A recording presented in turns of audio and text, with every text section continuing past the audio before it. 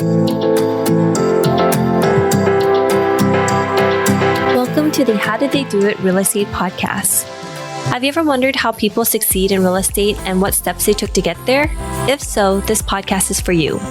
Your hosts, Sayla and Eileen Prack, interview top experts in the real estate community to share with you their real estate journey and how they achieved massive success. Our goal is to provide you with valuable real estate resources and to help you apply it to your own real estate goal. Welcome to today's episode of the How Did They Do It Real Estate Podcast. I'm your host, Eileen Prack, and all the way from Lima, Peru, we've brought on a fabulous guest, Brian Davis. I think you'll find his story very interesting. He's been an expat for over the last 9 years, living abroad with his wife and his family. He calls himself a recovering landlord, which I want to touch on as well, on what he means by that. And he invests $5,000 at a time in passive real estate investments. He's also been a personal finance writer, co-founder of Spark Rental with over 2 decades in real estate and finance. He also owns fractional shares in over 2,500 units and regularly contributes as a real estate and personal finance expert for Bigger Pockets, Inman, Best Ever Real Estate, Go Banking Rates, and to name a few. So Brian, welcome to the show, and thank you so much for being here today. Eileen, thank you so much for having me. And now I've got to live up to that glowing intro that you just gave me. You will deliver. You will deliver. So Brian, can you give us a little bit more of a background into, who you are and how did you get started with real estate? Yeah, so like many young people, I graduated college with zero clue what I wanted to do with my life. Zero clue. I had no idea. Sometimes I still don't know what I want to do with my life. I think a lot of people are in your shoes as well. Yeah, so I graduated college in 2003, was totally directionless career-wise. And I just started interviewing with some of my friends, my parents' friends, just trying to get a sense for what people did at like 11:15 on a Tuesday morning, in their jobs and careers that I had never heard of growing up. When you're a kid, you know of like 5 jobs, right? Like police officer, firefighter, teacher, maybe accountant.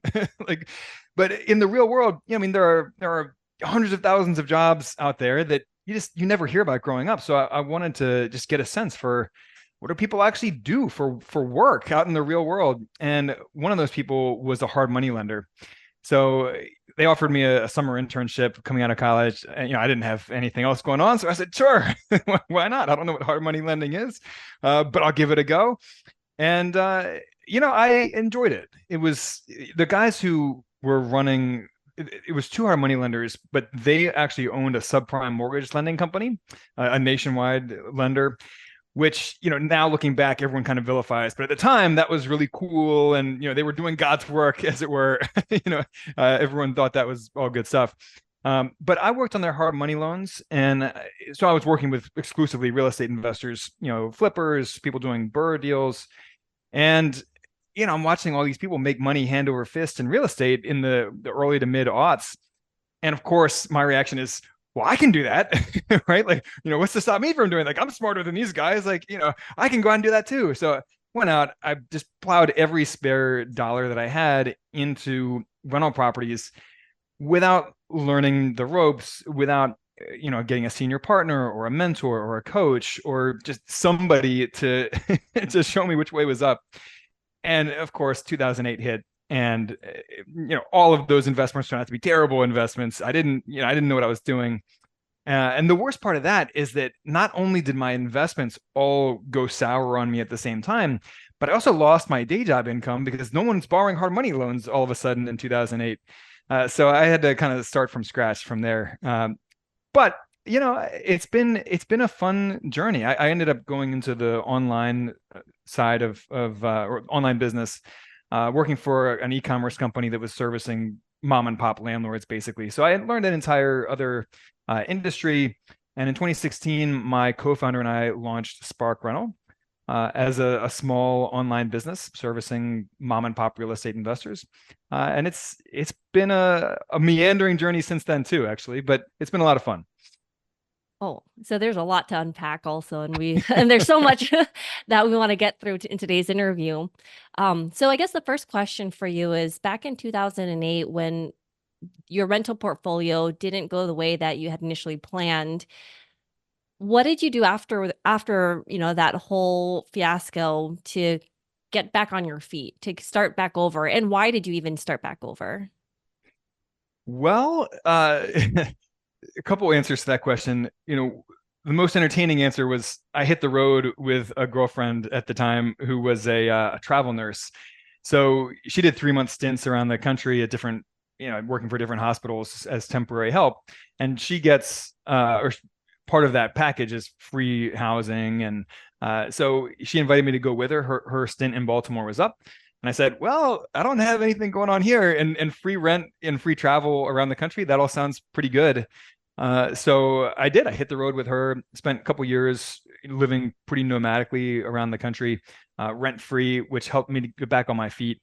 Like I said, I started working for an e-commerce company that worked with real estate investors. And, they say that when one door closes, a window opens. I never would have gotten that job if I hadn't been a landlord myself. So, yes, my rental properties were, a total train wreck at the time. But they also opened the door for a totally new career for me that was still related to the real estate investing space. And that kind of kept me tied to it and kept me in it. And, I realized that I was at sort of a fork in the road with it where I could either leave real estate investing entirely and just take the losses and kind of slink off with my tail between my legs, or I could look at those losses as tuition, as the cost of education.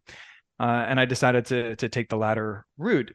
They were hard-won lessons that I learned. So, I figured I could pass those on to other people by writing about those experiences, by podcasting about them, by, teaching in online courses. And that's what I ended up doing. So in 2016, well, let me back up 1 second. In 2015, I moved abroad with my wife. We moved to Abu Dhabi, and at that point, I was still working remotely for the online business. Parted ways with them in early 2016, and with a former colleague of mine from that company, we launched Spark Rental. And Spark Rental, our initial vision for the company was a soup to nuts property management software for small landlords, because at the time there wasn't really a good solution for them. There were the bigger property management softwares like AppFolio and Buildium, but there's not really appropriate for mom and pop landlords. So anyway, we plowed a bunch of our money into software development, and then the software developer just ran off with half of our seed capital. So Oh, wow. yeah. So we didn't have enough money after that to start over to build that software. We did, as a spoiler, we did end up building the software eventually, but we had to get scrappy and find some other way to monetize our website. So we built out a blog and then formed some affiliate partnerships, largely with lenders who specialize in working with a lot of them were hard money lenders, actually, but lenders who specialize in working with real estate investors. And then we started selling online courses around real estate investing. And over time, what happened was our course students kept asking us, like, hey, I have a little bit of money to invest in real estate. I'm not ready to buy my first property. Can I just partner with you guys on one of the deals that you're doing? And we kept saying no to these students of ours over and over and over again, until finally, the light bulb went off. Like, maybe we should actually take this seriously and and see what it would look like to say yes to what the market is trying to tell us. Because if there's one thing I've learned in business, it's that the business that you think you're in as an entrepreneur is not necessarily what the market thinks you should be in. That that maybe the market wants you to be in a different business than you think you're in, and you have to sometimes listen to the market. So anyway, long story shorter, we did end up experimenting with some co-investing in rental properties. That was too much work, but it was around that time that I had discovered passive real estate syndications. And I turned to my partner and I said, well, yeah, going in on properties with our course students, that's too much work. But what if we went in on some passive real estate investments together with some of our course students? And it can be a learning experience for all of us. We can split the costs of these because the costs are high.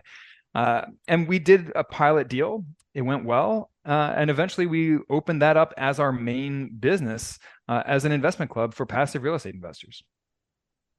So before you moved to Abu Dhabi, did you still maintain a rental portfolio at that time, or did you sell everything off and then rebuild and start purchasing while you were abroad?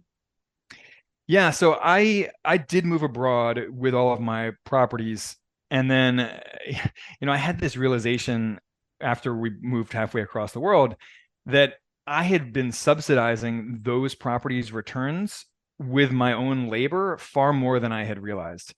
So, even though I had a property manager, tenants were still calling me all the time. I was still hassling with city inspectors and with contractors and repairs and dealing with wayward tenants and that's not a passive investment. People get into rental properties because they think that it's a passive investment. It's not a passive investment.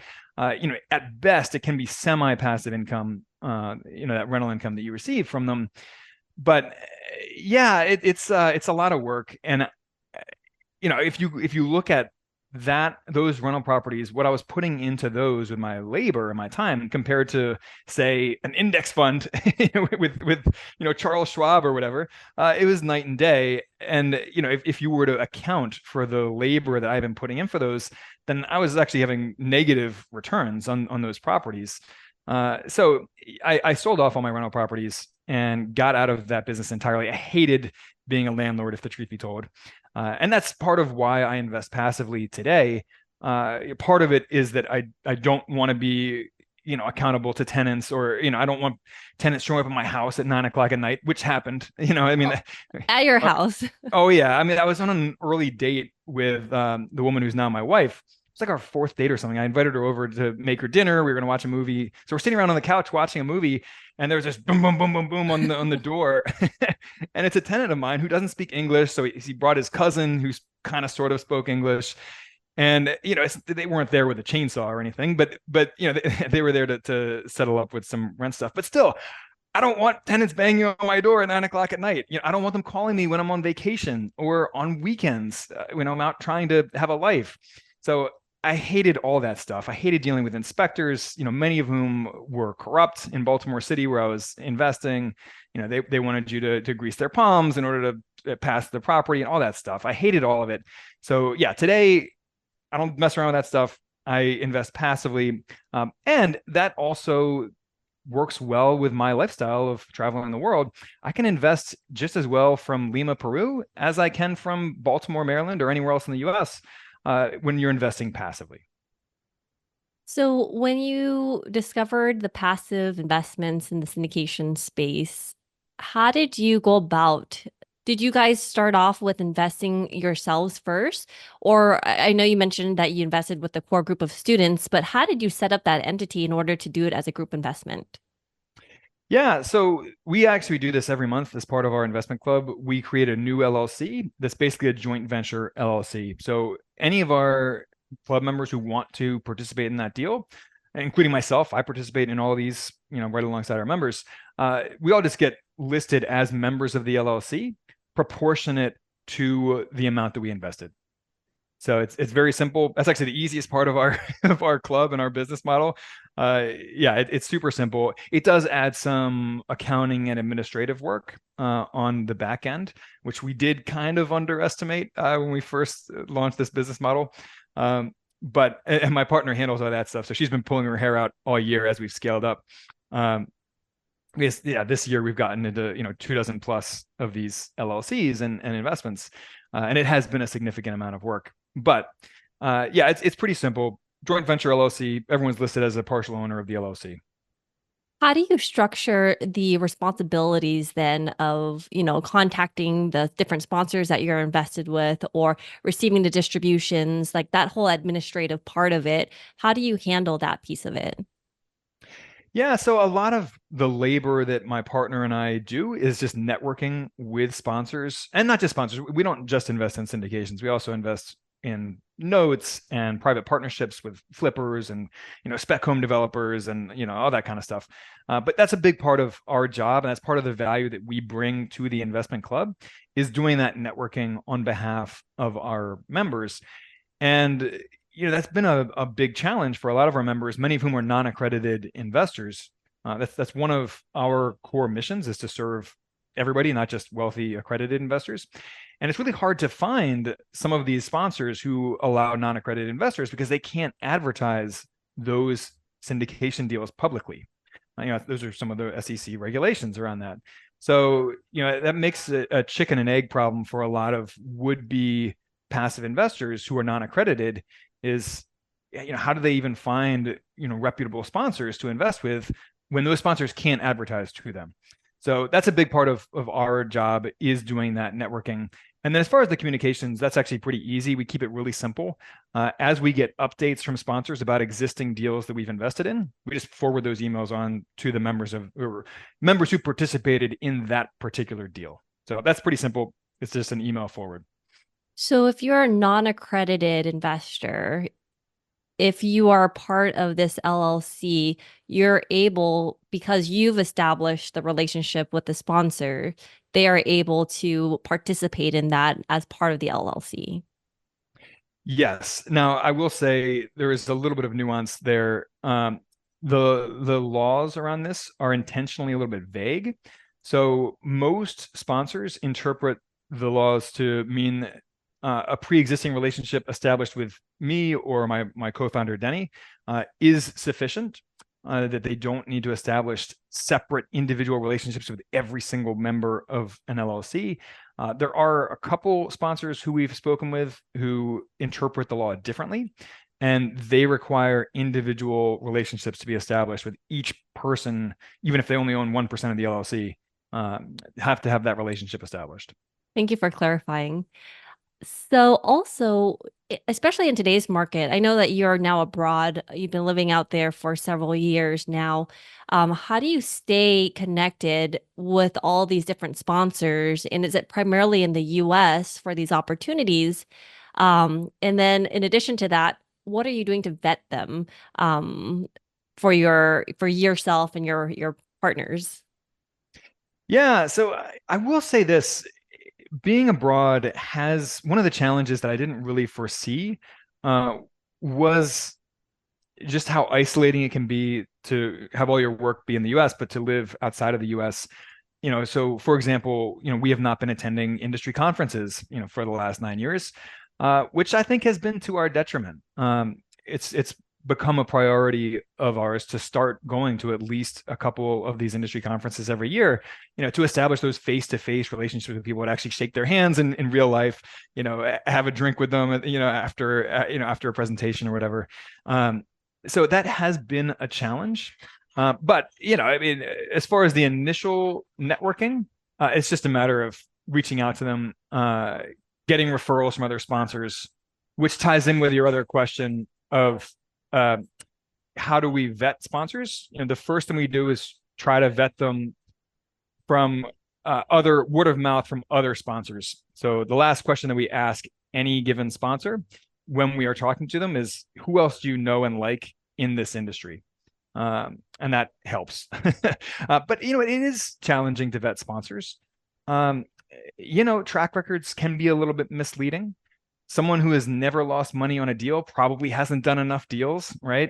And up until 2022, there were a lot of very mediocre sponsors who had beautiful track records on paper, because it had been such a favorable market, really for the last 10 years. So yeah, track record is one of many components of that. Reputation in the industry is one of many components of that, but it's not everything. The two worst sponsors who we've invested with had perfect reputations in late 2022, early 2023, and they turned out to be terrible sponsors. Every other passive investor we spoke to just gushed about how great they were, how great their returns were, how great their communication was, and then they totally underperformed for us. So yeah, these are all parts of the equation. I like to see a sponsor who's been investing through several market cycles, not just for the last 10 years, but someone who lived through 2008, ideally, like I did, has that firsthand, those firsthand scars over that experience. But yeah, and talking to other investors, passive investors, that helps as well. It's part of the equation. So yeah, it's a mix. You want to do all that stuff and more. What made those two sponsors the worst ones that you've worked with? So one of them, uh, I'll give you one number that sums up this entire story in itself. The occupancy at this property is currently at 46%. 40, what did it start out at? It started out at like 90% or something. I mean, so Wow. terrible property management, terrible asset management in general. The sponsor just bungled this deal, and this is not the only deal that he bungled, by the way. This guy was like a golden son in the industry. I'm not going to share his name here because I don't I don't want bad mouthing sponsors to come back and Right. bite me later. But I mean, he was truly very well respected in this space. At the time that we invested with him, everyone had nothing but good things to say about this guy. And he's been just awful. He's been a terrible sponsor. Communication's been awful. His performance obviously has been terrible. He did a capital call that failed because no one had any confidence in him by that point. And now actually this other couple is stepping in to rescue the deal. Um, they and that's not all good news for us because they're going to inject a lot of preferred capital into that deal that's going to be ahead of us on the capital stack. But I have no doubt that they will actually be able to resurrect this deal and keep it afloat long enough to refinance it. And they've already gotten approval from the bank to restructure this loan if this other couple steps in. Whereas the bank was not going to restructure the loan for this original guy. So it will probably end up being okay, but it's just been awful. So that's a case study for you. I can give you the other case study if you want it. If you want the full details on it, you tell me. We can just do a quick run of the mill of what just made them, just so that people can take a look at, for their future references and questions that they can ask as they're looking at deals to invest in. Yeah. So this other deal that really went south. One of the things about this deal that people can learn from as a really simple lesson is vet the lead sponsor of the deal, not the person who you might know and like and trust who's raising capital for it. There were several reputable co-sponsors of this deal and raised a bunch of money to fund this deal, but the lead sponsor was totally incompetent and did not have much of a track record, raised most of the money for this deal through these other better established co-sponsors who weren't actually involved in the running of this deal. There was bad property management for this was a portfolio of 2 properties. Terrible property management on both. Insurance premiums doubled on these properties in a single year. These were Florida properties, so that went against it. Of course, he got the lead sponsor took out a bridge loan with floating debt with no rate cap, no rate swap, like nothing to protect against interest rates rising. And of course, interest rates did shoot through the roof in 2022. And this property ended up with negative cash flow pretty quickly. So all these things kind of went wrong on this deal. And that deal, we will likely never see our money back in that particular deal. It got sold as a distressed bundle, and we technically have a hope note on it, but I would be very surprised if I see a cent of that money back, truth be told. Thank you for sharing, Brian. So you've been living abroad for like over 9 years at this point. What was the idea intent when you first moved to Abu Dhabi? Did you expect to be living abroad for this long, or were you planning to come back? Oh yeah, no, so my wife, to give you some context, she is a school counselor and she has been working for the last 9 years at international schools around the world, mostly US embassy schools. So she got a job offer at this American school in Abu Dhabi. It was a 2-year contract. So we thought, oh, this will be great. We'll go have a 2-year adventure and then we'll just move back into our house in Fells Point in Baltimore. We owned a house that we liked that was right by the water. And so we rented it out furnished, with all of our stuff in it on a 2-year lease, figuring that we would just move back into the house at the end of that lease. And of course, 9 years later, we're still abroad. We ended up selling that house. But yeah, no, we thought we were just going to step right back into our American lifestyles. But we just loved being overseas. We love the expat life. We get free furnished housing through my wife's employer. We get full premium health coverage for our entire family. We get paid flights back to the US every year through her employer.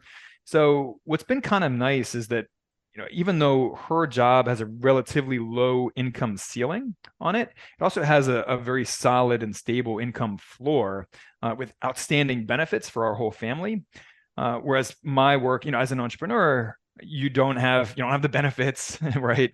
You don't have an income floor, and also there's no income ceiling. So there are months when the business does not earn much money at all, and then there are the months when the business does great, and that's part of being self-employed. But having those two components that complement each other in our finances has been a nice, it's been a nice boon for our financial strategy. Because you're living abroad and you're an entrepreneur and you also invest in real estate, are there any, I guess, legal structures or things that you didn't consider or that people should be thinking about as they move abroad or they live across and they want to continue investing in the US? Are there any like challenges or any hurdles that they have to overcome, if any? Um, Not really. I mean, that's one of the nice things about passive real estate investing, right? Is, you can send a wire from anywhere in the world. And I mean, we maintain all of our US bank accounts anyway. So, we aim to live entirely on my wife's salary for our day-to-day living expenses. And we aim to invest all of my income, which is all in US dollars and, handled in our US bank accounts. So that makes it really easy. But, it's easy to send an international money transfer or a wire. Yeah, I mean, the hardest thing for me living overseas was actually the time difference between Abu Dhabi and the US.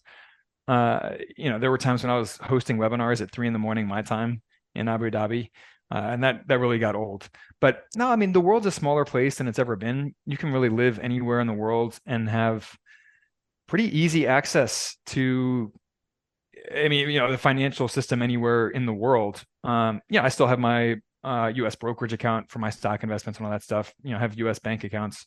And when we need to transfer money between our Peruvian bank account or, wherever we are in the world, to the US, we can do that easily enough.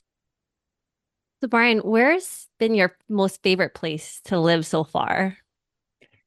I would probably have to say Abu Dhabi. Abu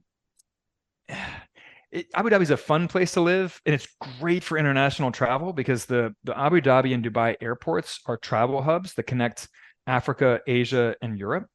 So, most of those internet or intercontinental flights go through those UAE airports. So you've got great, cheap, direct travel to really anywhere in those three continents. That was a lot of fun. We spent a lot of time in Europe. Every time we traveled back and forth to the US, which was twice a year in most years, we would do a stopover on either way. We'd do a stopover in Europe. So we spent a lot of time in Europe. We would, in some summers, we spent a month or so at a time just plunking down in a city in Europe and living there. Loved Prague. We spent a month living in Prague. That was fun. That being said, Brasilia was the perfect place to be during the pandemic because it's warm all year round. So the whole city is just set up for outdoor living. Every restaurant, bar, cafe, they all have outdoor seating. So we really had a pretty normal existence during the pandemic living in Brasilia. And it's a really great city for kids. It's safe, it's walkable. There's playgrounds and parks, every block basically. So yeah, no, I mean, and then Lima's fun too. We have an apartment overlooking the Pacific Ocean. We have an 180-degree view of the Pacific Ocean. And our apartment, we live there for free through my wife's job. But even if we were paying market rent's like $1,300 a month. So, I will probably never have a view like this again in my entire life. So I'm trying to soak it up while I have it. Are you fluent in all the languages in all the countries that you've lived in? Well, the UAE is bilingual English and Arabic. So I may have picked up like 5 words total of Arabic when we were living in the UAE. In Brazil, I picked up restaurant Portuguese. I could read a menu really well. That's it's very not really important. something to be proud of. You gotta eat. You gotta eat. Yeah. So, no, I never made the effort to learn Portuguese. In Lima, I have been taking Spanish lessons, as a 43-year-old who didn't take Spanish in high school. And I got to tell you, it's really humbling to try to learn a second language for the first time in your 40s, it's really humbling. I mean, I've been taking lessons twice a week for a year now and am still at the beginner level, like nowhere even close to intermediate. It's sad. So, Brian, what's next for you? Well, so we have to make a decision by the end of October about whether we want to extend a third year in Lima or not. Katie has to tell her school or employer. We are thinking about moving back to the US for a year or two just to reconnect with family and friends, repatriate a little bit. But we do love the expat lifestyle. Ultimately, we want to move to Europe. So if we don't move to the US next year, then we would hope to move to Europe. As an aside, those schools tend not to pay as well or offer the same benefits as international schools elsewhere in the world, just because they don't have to. There's plenty of demand to work there. So, we wouldn't have the same kind of cushy lifestyle that we've had in South America and the Middle East. But we love Europe. And so that's our ultimate goal lifestyle wise. How has real estate investing impacted your life, Brian?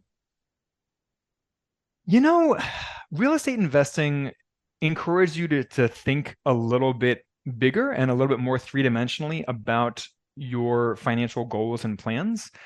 And that was really my first aha moment back in my early 20s. This is before the FIRE movement, bear in mind. Now, everyone's kind of familiar with that concept. But, in the early aughts, this is before anyone talked about, financial independence, retiring early. So, I realized as I'm doing hard money loans for these people who were doing the BRRRR strategy, basically flipping homes to themselves to keep as rentals, that if you have enough rental income, you don't have to work, right? Your day job becomes optional. You can live off of the rents. And that's something that is somewhat intuitive as a real estate investor, but that, it's much less intuitive if you're just investing in paper assets like stocks or bonds. So, real estate does encourage you to just think a little bit more three-dimensionally about your financial planning. And, I also love, there's a ton I love about real estate investing, from the inflation resistance to the ongoing income and, all that stuff. But I love that it's practical to reach financial independence relatively quickly with real estate investing, that it's not necessarily as practical, at least at speed, with investing in paper assets. And if there was one thing you know about real estate that you wish you knew when you first started, what would that be? I wish that I had known about all the options to invest passively in real estate. Everyone knows about rental properties and about flipping houses, because we've all lived in rental properties at some time or another, and we've all seen all the house flipping shows on TV. A lot of people don't know, they've never heard the term real estate syndication. They don't know what a private note is, or what a private partnership with a real estate investor looks like. They don't know about private equity real estate funds or debt funds, secured debt investments, any of that stuff. I wish that I had known about all that stuff earlier. It would have saved me a lot of heartache with all those rental properties.